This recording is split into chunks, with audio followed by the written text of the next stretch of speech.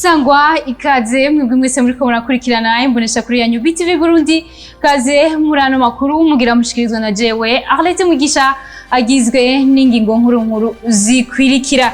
Leta y'u Burundi irakwiye kwikubita agashi igatorera umuti w'igitoro kuko bisa naho umengo vyarananiranye burundu. Mu gihe uno musi hahimbajwe umusi mpuzamakungu wahariwe kurwanya ingwara yo mu kigo, abakenyezi baracakumirwa hano mu gihugu c'u Burundi, ndetse benshi bakaba bataranamenya yuko iyo ngwara ivugwa ku buntu hano. Reka ndabaha ikaze mu kanya nido ryano makuru.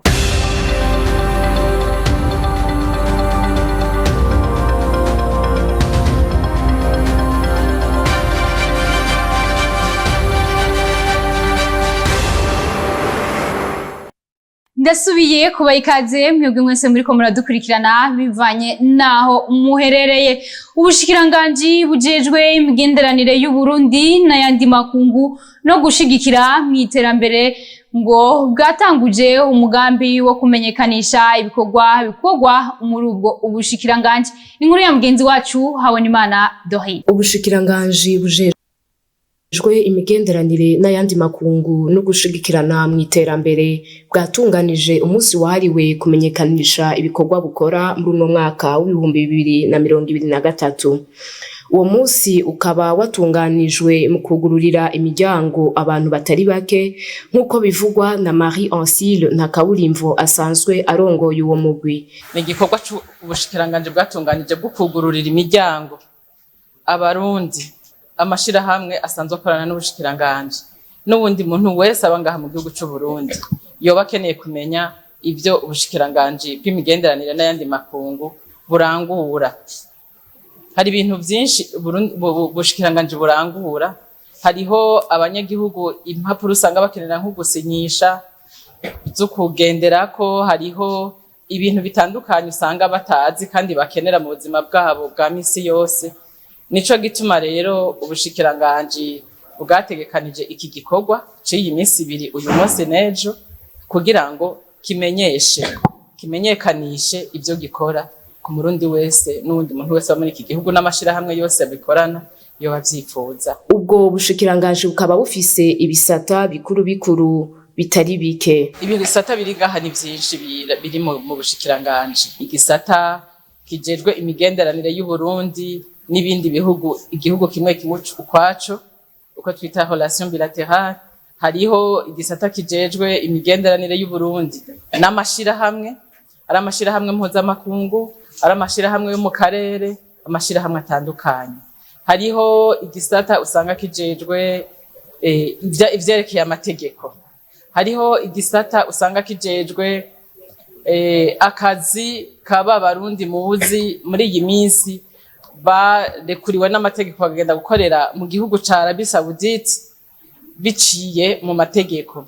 Ico cose gikorerwa ngaha muri ubu bushikiranganji, kandi murumva ko ari ikintu gikomeye cyane. Hari ibisata bitandukanye. Hakaba havuzwe n'ibibazo bitari bike ubwo bushikiranganji bukunzwe gushikirizwa. Bashikirije nk'abantu b'Abarundi baba hanze bakenera ama passport, ugasanga bari bifuza ko boyaherebwa iyo baba mu bihugu babamwo, ariko ugasanga ubuserukizi bw'igihugu muri ico gihugu barimwo ntibushoboye kubaha nk'ama passport. Ico ni kibazo kimwe mu bindi habajijwe ibibazo vyinshi, ariko ico kibazo naco nyene n'ubushikiranganji busanzwe bukizi. Ndibuka ko hariho nk'igihe bigeze kubikora, bararundika abagenda gutangira ama passport mu ambassade mu buserukizi bw'igihugu hanze, vyarabaye rimwe, ariko ni ibintu bisaba uburyo uburyo buhanitse.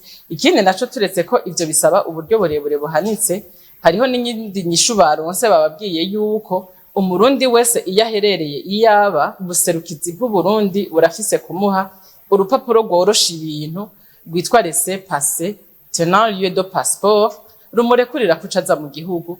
Kandi nk'uko mwoba mwagiye murabikurikirana ngaha mu gihugu, abajejwe gutanga izo mpapuro z'inzira baraborohereje cane. Mu minsi heze mwaravyumvise bavuze ati nk'abantu bakeneye impapuro z'inzira vyihuta baca babagira priorité kandi bakabakira n'ingoga bakabaha izo mpapuro.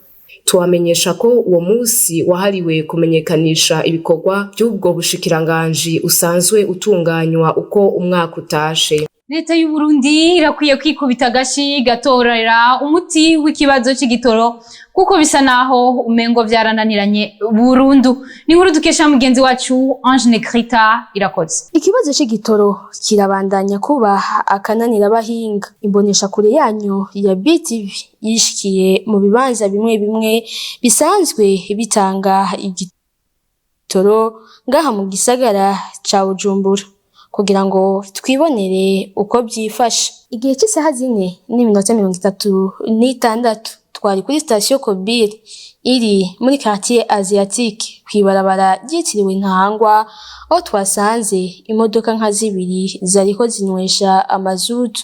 Abahakorera tubabajije batumenyesheje ko batazi ryari bazoronka ico gitoro. Igihe cy'isaha 5:30 twari kuri station Kobir kwa Giswaswa hafi yaho bita iwabo w'abantu, aho twasanze ata modoka n'imwe iharangwa. Bakaba batumenyesheje ko nabo bakirindiriye naho batazi neza aho kiza kubonekera. Tumanutse gato twashikiye kuri station Kilimanjaro Service muri quartier Kuwinterekwa, aho hari igihe cy'isaha 6 twasanze imodoka zitari nke zitonze umurongo, aho bamwe muri bo bari bamaze amasaha arenga 3 barindiriye ko batanga igitoro.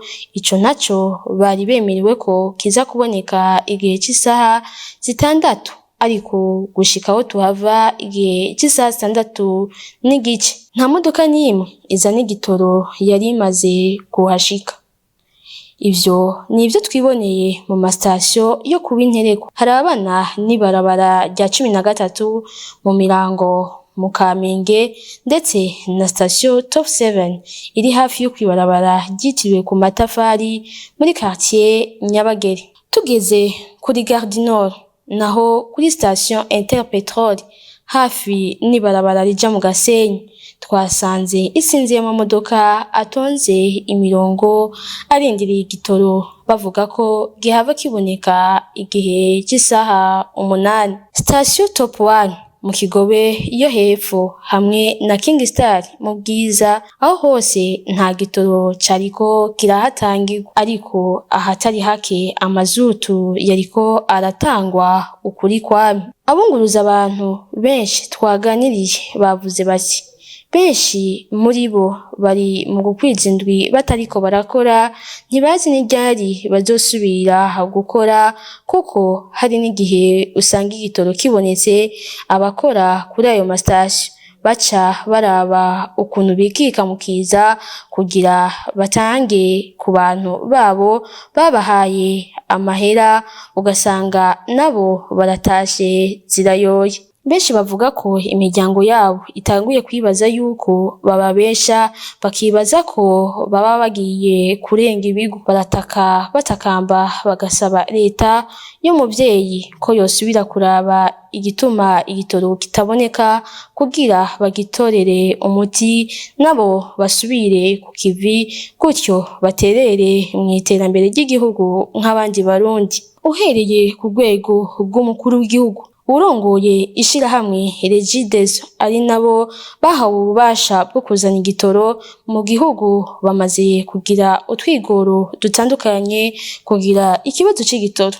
gitoregwe inyishu, ariko gushika ubu ico kibazo kiguma cibonekeza uko bukeye uko bwije, kibonetse naho kikamara igihe urume rumara. Tukaba twiyemeje ko tugiye kurondera kandi aberwa n'ico kibazo kugira batanga umuco ukuntu ico kibazo cotoregwa umuti burundu. Tubandanya n'amakuru yacu. Mugiye kuri no musi hahimbajwe umunsi mpuzamakungu wahariwe kugwanya ingwara yo mu kigo. Ngo umunsi mpuzamakungu ushize hano mu gihugu cy'u Burundi abakenyezi bagwara iyo ngwara bagikumirwa mu kibano, ndetse benshi bakaba batazi nuko iyo ngwara ivugwa ku buntu hano mu Burundi. Reka tubakurikire. Iyo ngwara yo mu kigo mukurayizi cyane kandi irabaho cyane gose, mu gihe umukenyezi atibarukiye kwa muganga iyo ngwara irashobora kumufata. mu gihe rero umaze kubona ko iyo ngwara wamaze kuyibona kuri wewe yamaze kukubako, uregera abaganga bakayigufasha ugakira kandi bakakuvura ugakira. Mugabo mu gihe wayinyegejemwo naho ukayigumizamwo uyigwara igihe kirekire. Kuko ndamaze no kubona abamama benshi, hari umumama twigeze kuba duhura ayigwaye iyo ngwara yamumaze ko igihe kirekire, mugabo ku buryo yegereye abaganga baragize barayimuvuyira. Urabona abagabo bacu ubu n'abagabo ntibumva abagabo. Umva umudamu amaze gufatwa n'iyo ngwara abagushibuye akacaja kuzana uwundi mudamu atagwaye iyo ngwara. Kandi nkaje nukuri ndiko ndavugisha ukuri ku ruhande rw'iwanje, nk'ubu maze kuyigwara nta muntu numwe abaho nukuri yomvuza, kubera noba ngowe mu banindwi mfise. Nije ndabigisha, nije ndabavuza bagwaye, nije menya yuko baja kw'ishuri, urumva nkabamenya no kubagaburira. Urumva ubuzima bw'iwanje mvuga ku ruhande rw'iwanje, abandi sinotegezwa kubavuga kubera ntavyo nobanzi, sinokwinjira mu nzu z'abandi. Nukuri ku ruhande rw'iwanje ubuzima bw'abana banje n'ubw'iwanje bwo babuhagaze. Jewe ntusaba yuko jewe maze kuyigwara ku ruhande rw'iwanje mwodusabira tukagira bakayituvura kuri gusa, bakayituvura kuri gusa kandi bakatuzanira imiti ibihagarika. Kamonotera nukuri iyo ngwara yo mu kigo sikuvuga ngo umuntu ngo ayigwaye twoca tumukumira, oya, ahubwo rukumwegera ukamwegera ukamubwira n'inyifato ingene ashobora kwifata no kungene ashobora kwitura abaganga byihuse. Abapapa nabico no bahanura, mu gihe umukenyezi wawe wa murongo yakomeye, hari igihe bishobora kukubako umwana ukamwambera ukamubyara neza, wakandi ukamubyara neza, mbwa bikakubako ku mwana ugira gatatu. Urumva ntiwoca umukumira, ntiyoca mukumira, ahubwo yorushizaho kugira ante kumwegera no kumwegereza abaganga. Umugabo arinze abimenya ntabyakira neza kubera ucumenga ni nk'ingwara woba warirondereye kandi nawe yakujije ko utabikenera. Mugabo gusa ntabakure kuyinuba muntu kubera ubuzima buragoye, ni ingwara yizana mu bisanzwe. Abantu bagira adunyurika barakwiye kubeheba ku neza yabo kuko hari warahatswe kuhasiga ubuzima. Ni nkuru dukesha mugenzi wacu Nyandwi Rafael. Ingeso yo gutegera imodoka iriko iragenda hama ukayurira kugira ikunguruze, ivyo benshi bita ukudunyura, ibandanya yiha inkumbi ndetse igatuma n'ubuzima bwa benshi bubangamirwa, nk'uko vyabaye kuri uyu wa kabiri kw'igenekerezo rya 2023 Rusama uyu mwaka, aho umusore umwe yariko aradunyura ku modoka yo mu bwoko bwa Hilux ifise imparati ya IT yahaswe kuhasiga ubuzima kw'ibarabara ry'igihugu nimero 1 hafi yaho bita iwabo w'abantu, nk'uko uyu munyagihugu yabibonye atwiganira uko byagenze. Uwo yagize isanganya yari yafashe ku modokari ya Hilux ifise plaque ya IT. Ego hanyuma nkuko nashoboye kubibona kuva kwibarabara rigira 14 rya Mirango yarafashe, mugabo bidakunda ko yicara, amaguru yarari hasi agenda ari kuba mwibarabara ariko amaboko afashe hejuru kuri iyo Hilux.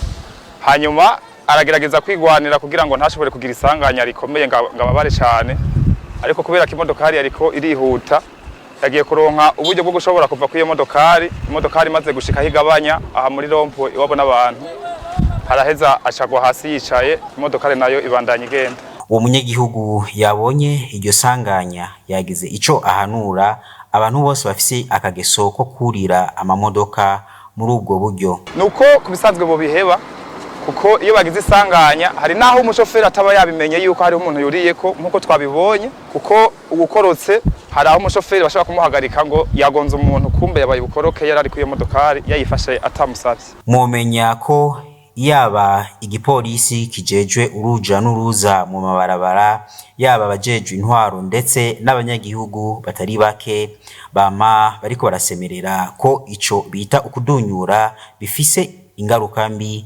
yamara ababikora bakama bica amatwi.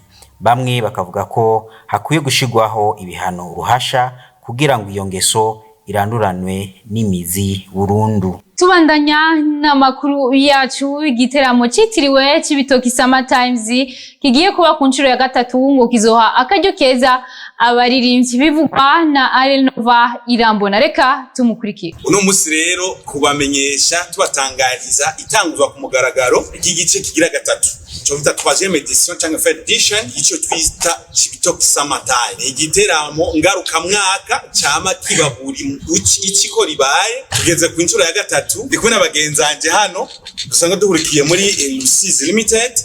Uko mutubona ngani turi twebwe gusa, hari n'abandi bafatiwe n'ayandi mabanga, n'abandi bari kuyindi mirimo, n'abandi batari mu Burundi basanzwe bakorera mu bihugu mu mahanga.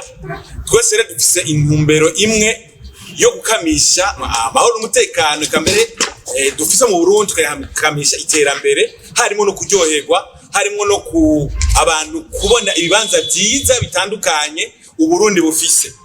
Muri kino gice cya gatatu rero duhamagariye abantu kugira bitegure ku itariki 8 z'ukwezi kw'indwi, ni azoba ku munsi wa gatandatu. Ikibanza ni kuri Dogodogo, hambavu y'umuziki mwiza, hambavu y'amafoto meza abantu bafata, baragira ibihe byiza byo guhahura n'abantu. Uno mwaka rero twiteze kwandikira icyo twakwita triple nationalité canke zinarenga, nukuvuga abarundi bazova Bujumbura, bazova mu ntara zitandukanye z'u Burundi, n'abazova mu makungu, bazoba ni misama, bazoba ari muri été, bazoba ni vacances. Tuzokwakira kandi n'abanyarwanda bazova za Kigali, za Gisenyi, za Bugarama, za Kibangira, muri Cité na Kamembe n'ahandi. Twakira abakongomani bazova za Uvira, Bukavu, Goma, Karamabenge, Rubirizi n'ahandi. Kije kandi gifise n'utubijya n'utubinwa twinshi. Aho nshatse kuvuga icyo bita innovation. Ba DJs bazoba bahari, abaririmbyi bazoba bahari, kandi akona kabijya kuko muri edition zamaze kuba ntago twigeze dufata umwanya w'abaririmbyi munini. Aba comedian bazoba bahari, n'abandi bahinga batandukanye basho gufasha abantu kuja muri mood bakumva nyene mugabo bagira bya bintu nyene bya relax. Abantu bagiye mu kiruhuko kuri plage, nta bintu byo kurambira bibafata cyane. Abantu barategura za style zo kuri plage, abantu barazika amafoto ya TikTok Summer Time azashika kure, bamwe mbere bakagwara n'akabonge kubera batashiye gushika mico kirori. Experience ya mbere twagize umwaka wa mbere tugitangura, imfungurwa zaraheze kare, inyobwa zihera kare. Muri deuxième edition twarakosoye, inyobwa n'imfungurwa ntibyigeze bihera. Gusa icyo tuje gukosora ubu, baratwidogeye yuko ngo tukuye abantu muri mood hakiri kare. Saa 2 twatuvuye kuri Dogodogo. Ubu rero vuga tuti abantu nibaterame, abashaka barareyo.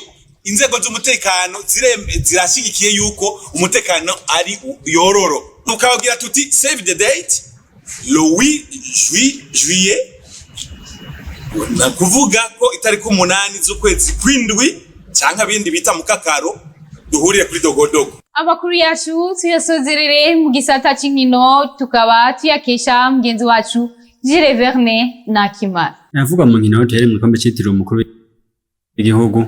Hakuru wa gatatu nkino zoba ziriko zirabandanya mu gice cya kabiri gishiri cya nyuma. Umugwi wa Aigle Noir kaza buriko wakira umugwi wa Vitaro kibuga cy'Imakamba, nayo umugwi wa Frambody Centre ku kibuga Ingoma c'Igitega uza buriko wakira umugwi wa Bumamuru usanzwe rero gutahukana igikombe ca Primus League. Bumamuru rero akaba ari wonyene ufise amahirwe yo kuzotwara ibikombe bibiri mu gihe waramuka utahukanye rino higanwa, kuko ari watahukanye igikombe ca Primus League. Igikombe cha Primus League nyene abakinyi baje kuba baranga ihiganwa mu gutsinda ibitsindo vyinshi, harimwo babiri bo mu mugwi wa Bumamuru. Aho kwisonga haza umukinyi Nkurunziza Alfred akinira umugwi wa Bumamuru n'ibitsindo 18, gakurikirwa na Girikushaka Jean Claude akinira umugwi wa Magara Young Boys afite ibitsindo 16. Hagakurikira mu kibanza ca gatatu umukinyi Shasiri Nahimana akinira umugwi wa Bumamuru n'ibitsindo 13. Mu kibanza ca kane hakaza umukinyi Gakwaya Leonard akinira umugwi wa Frambody Centre afite ibitsindo 13. Amakuru yacu tubandanirize ku mukinyi w'umurundi akinira mu gihugu c'Ububirigi Mike Trezor aheruka gutorwa nk'umukinyi w'umunyafrika yaranze ihiganwa ry'Ububirigi, kuko afite ibitsindo 8 n'imipira iva mu bitsindo igera kuri 23. Uwo mukinyi rero akaba asanzwe ari umuhungu witwa Fredi Niyonkuru, yabaye umukinyi w'umugwi nserukiragihugu uwo mukinyi rero Mike Trezor akaba ataratora umugwi azokinira hagati y'u Burundi, u Rwanda n'igihugu c'Ububirigi. Muyavugwa mu nkino z'amaboko, duhere muri basketball aho kuri wa gatatu inkino zoba ziriko zirabandanya. Umugwi wa Remesha uzoba uriko urakina n'umugwi wa Jimukana, umugwi w'Urunani nawo ukinira n'umugwi wa Kerne.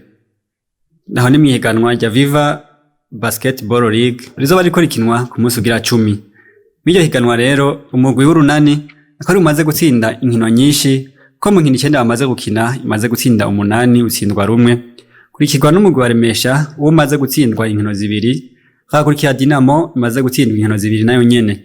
Amakuru yacu tebandanirize muri volleyball aho umugwi wa Rukinzo kuri no wa gatatu barawatahuka uvuye mu gihugu ca Tunisia, aho wari witabiriye ihiganwa ry'imigwi yabaye ya mbere. Mu migwi 15 rero yari yitavye iryo higanwa, umugwi wa Rukinzo ukaba watahukanye ikibanza ca 12. Akaba ari no ngaho dusuzereye amakuru yacu y'uno musi, ariko kuba dufatiye hagati mu nkundire ndabasubiremwo ingingo nkuru zari zigize ano makuru. Leta y'u Burundi irakwiye kwikubita agashi gatorera umuti w'igitoro uko bisa naho mengo vyarananiranye burundu. Nayo mu gihe uno musi hahimbajwe umunsi mpuzamakungu wahariwe kurwanya ingwara yo mu kigo, abakenyezi ba hano mu Burundi iyo bagwaye iyo ngwara baracakumirwa, ndetse benshi bakaba batazi nuko iyo ngwara ivugwa ku buntu hano. Nino ngaho ano makuru yacu uyuno musi, reka ndabashimire na bagenzanje, ndabifuriza kubandanya muranirwa kubanye no mu byanyu, umukama abaheza.